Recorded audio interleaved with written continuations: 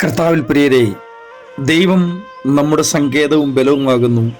കഷ്ടങ്ങളിൽ അവൻ ഏറ്റവും അടുത്ത തുണയായിരിക്കുന്നു. ദൈവത്തിൽ ആശ്രയിക്കുകയും വിശ്വസിക്കുകയും ചെയ്യുന്ന ഏതൊരു ഭക്തനും കൂടുതൽ ധൈര്യവും ബലവും ആശ്വാസവും നൽകുന്ന അനേക തിരുവചനങ്ങളിൽ വളരെ പ്രധാനപ്പെട്ട വചനങ്ങളിൽ ഒന്നാണ് ഇപ്പോൾ ഞാൻ പറഞ്ഞ 46-ാം സങ്കീർത്തനം 1-ാം വാക്യം. അതെ, നമ്മുടെ സങ്കേതമായിരുന്ന്, നമ്മുടെ ബലമായിരുന്ന്, നമ്മുടെ കഷ്ടങ്ങളിൽ ഏറ്റവും അടുത്ത തുണയായിരുന്ന് കഴിഞ്ഞ ഒരു വർഷക്കാലം മുഴുവൻ നമ്മെ പരിപാലിച്ചില്ലേ? അല്ല, നമ്മുടെ ജീവകാലത്ത് ഒരിക്കലും ഒരു ദോഷവും തട്ടാതെ ഇന്നയോളം നമ്മെ പരിപാലിച്ചില്ലേ? തകർന്നു പോകേണ്ട എത്രയോ സാഹചര്യങ്ങളിൽ, മൺമറഞ്ഞു പോകേണ്ട എത്രയോ അനുഭവങ്ങളിൽ, ഇനി ഒരിക്കലും എഴുന്നേൽക്കാതെ വണ്ണം ായി പോകേണ്ട രോഗ അനുഭവങ്ങളിൽ കർത്താവ് കഷ്ടങ്ങളിൽ തുണയായി കൂടെ വന്നില്ലേ? ഈ പുതിയ വർഷത്തിന്റെ ആരംഭത്തിലും എനിക്ക് എല്ലാ പ്രിയപ്പെട്ടവരെയും ഓർമ്മിപ്പിക്കുവാനും ധൈര്യപ്പെടുത്തുവാനുമുള്ളത്, തുടർന്നും കർത്താവ് നമുക്ക് കഷ്ടങ്ങളിൽ തുണയായിരിക്കും. ഇന്നും നമുക്ക് യേശുവിനോടുകൂടെ യാത്ര തുടരാം. ചില നിമിഷങ്ങളിലെ തുടർധ്യാനത്തിനായി യെശയ്യാ പ്രവചനം 12-ാം അധ്യായം 2-ാം വാക്യം വായിക്കട്ടെ.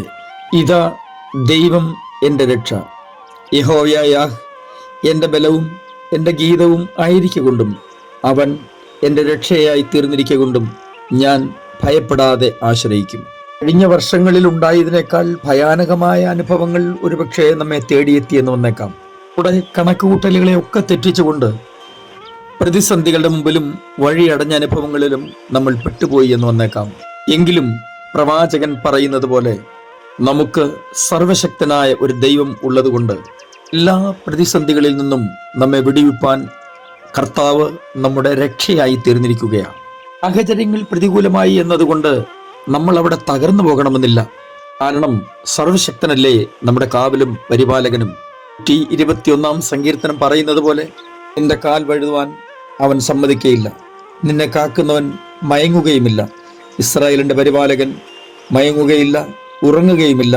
യഹോവ നിന്റെ പരിപാലകൻ, യഹോവ വലതുഭാഗത്ത് നിനക്ക് തണൽ.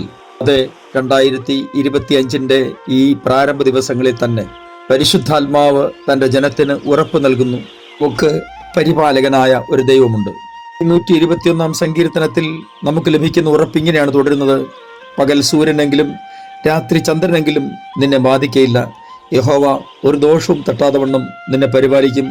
അവൻ നിന്റെ പ്രാണനെ പരിപാലിക്കും. തന്നെയുമല്ല, ഈ നാളുകളിൽ നമ്മെ പലരെയും ഏറെ ഭയപ്പെടുത്തുന്ന ഒരു കാര്യമാണ് നമ്മുടെ നിരത്തുകളിലൂടെയുള്ള വാഹനയാത്ര. എത്ര വില കൂടിയ വാഹനമാണെങ്കിലും, ഏതെല്ലാം നിലയിലുള്ള സുരക്ഷാ ക്രമീകരണങ്ങൾ അതിന് ഉണ്ടെങ്കിൽ പോലും അതിദാരുണമായ അപകടങ്ങളിലാണ് പലരും ചെന്നുപെടുന്നത്. മറ്റവരെയും സ്നേഹിതരെയും ബന്ധുമിത്രാദികളെയും ഒക്കെ കണ്ണീരിലാഴ്ത്തിക്കൊണ്ട് അനേകർ നമ്മെ വിട പറഞ്ഞു കഴിഞ്ഞു. തുടർന്നുള്ള ദിവസങ്ങളിൽ അങ്ങനെ ആർക്കും സംഭവിക്കാതിരിക്കട്ടെ. യഹോവ നിന്റെ ഗമനത്തെയും ആഗമനത്തെയും ഇന്നു മുതൽ എന്നേക്കും പരിപാലിക്കും എന്ന ദൈവവചനത്താൽ നമ്മുടെ യാത്രകൾ സംരക്ഷിക്കപ്പെടട്ടെ. നമ്മുടെ പ്രിയപ്പെട്ടവർ ലോകത്തിന്റെ ഏത് രാജ്യത്താണെങ്കിലും, ഇന്ത്യയുടെ ഏത് ഭാഗത്താണെങ്കിലും ഈ വചനം അവർക്ക് കവചമായിരിക്കും, പരിചയമായിരിക്കും, രക്ഷയായിരിക്കും. അത് ദൈവവചനത്തിന്റെ ഉറപ്പാണ്. ഒരിക്കൽ ദൈവഭക്തരായ 2 പേർ വഴിയിൽ വെച്ച് കണ്ടുമുട്ടി. എന്നും അഭിവാദ്യം ചെയ്ത് കുറെ ദൂരം അവർ ഒരുമിച്ച് നടക്കാൻ തീരുമാനിച്ചു.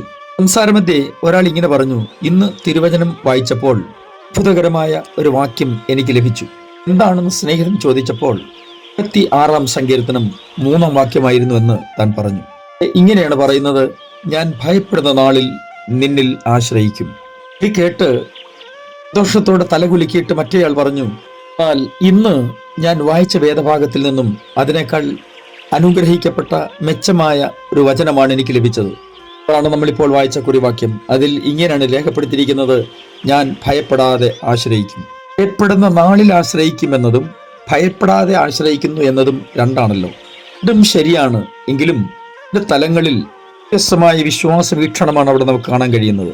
യേശു കർത്താവ് ഇങ്ങനെ ഒരു ഉറപ്പ് തന്നിട്ടാണ് സ്വർഗാരോഹണം ചെയ്തത്. തന്റെ ക്രൂശ് മരണത്തിന് ചില ദിവസങ്ങൾക്ക് മുമ്പ് തന്റെ അരുമശിഷ്യന്മാരെ അടുക്ക വിളിച്ചിട്ട് ഇങ്ങനെ പറഞ്ഞു: നിങ്ങളുടെ ഹൃദയം കലങ്ങിപ്പോകരുത്, ദൈവത്തിൽ വിശ്വസിപ്പിൻ, എന്നിലും വിശ്വസിപ്പിൻ. പ്രിയരെ, ഹൃദയം കലങ്ങുന്ന വേദനാജനകമായ ഏത് അനുഭവങ്ങളുടെ മധ്യത്തിലും നമുക്ക് ദൈവത്തെ വിശ്വസിക്കാം, ദൈവത്തെ ആശ്രയിക്കാം. അല്പം പോലും പിടികൂടാതെ വണ്ണം നമുക്ക് മുന്നേറുവാൻ ഏറ്റവും സഹായകരമായിരിക്കുന്ന വസ്തുത ദൈവത്തിൽ ആശ്രയിക്കുക, ദൈവത്തിൽ വിശ്വസിക്കുക എന്നത് മാത്രമാണ്. എന്റെ സമാധാനം ഞാൻ നിങ്ങൾക്ക് തന്നിട്ട് പോകുന്നുവെന്ന് വാക്ക് പറഞ്ഞ നമ്മുടെ കർത്താവ് കലുഷിതമായ ഏതു സാഹചര്യത്തിലും ഈ വർഷത്തിന്റെ തുടർന്നുള്ള ദിവസങ്ങളിൽ നമുക്ക് ആശ്വാസമായി സമാധാനമായി നമ്മോട് കൂടെ നിലകൊള്ളും എന്നത് നമുക്ക് പൂർണ്ണമായിട്ടും വിശ്വസിക്കാം. സാഹചര്യങ്ങളെ ഒന്നും നമുക്ക് മാറ്റിമറിക്കാൻ കഴിയില്ല. എന്നാൽ ഏതു സാഹചര്യത്തിലും അചഞ്ചലരായി ദൈവത്തിൽ ആശ്രയിക്കാൻ നമുക്ക് കഴിയും. അതിനുവേണ്ടി സർവശക്തനായ ദൈവം എല്ലാവരെയും ഒരുക്കട്ടെ, സഹായിക്കട്ടെ. ഈ വർഷം എല്ലാ അനുഗ്രഹങ്ങളും വാഗ്ദത്ത നിവൃത്തിയും എല്ലാ പ്രിയപ്പെട്ടവരെയും കർത്താവ് തന്ന് സഹായിക്കട്ടെ.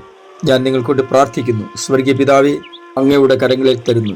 ഈ ആണ്ടിന്റെ ആരംഭ ദിവസങ്ങളിൽ അടിയങ്ങളുടെ മേൽ പകർന്ന ദൈവിക വാഗ്ദത്തത്തിനും ഉറപ്പിനുമായിട്ട് സ്തോത്രം. എങ്കിൽ പൂർണ്ണമായിട്ടും ആശ്രയിച്ച് തുടർന്നുള്ള ദിവസങ്ങൾ മുന്നേറുവാൻ ഞങ്ങളെ സഹായിക്കണമേ. യേശു ക്രിസ്തുവിന്റെ പുണ്യനാമത്തിൽ തന്നെ ആമേൻ.